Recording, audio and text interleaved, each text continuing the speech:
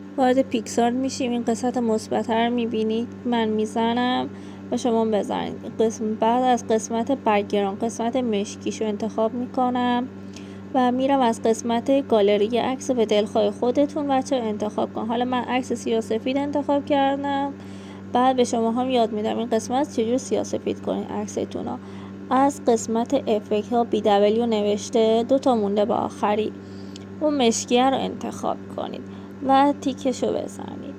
بعدی که زدید عکسمون رو بزرگ میکنیم.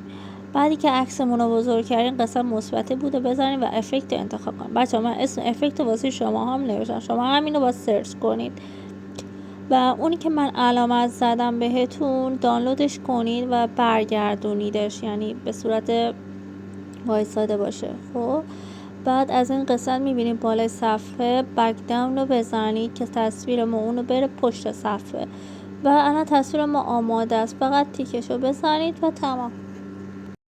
بعد که تیکش رو زدید خب یه قسمت واسهتون فلش زدم و از این قسمت دانلودش کنید.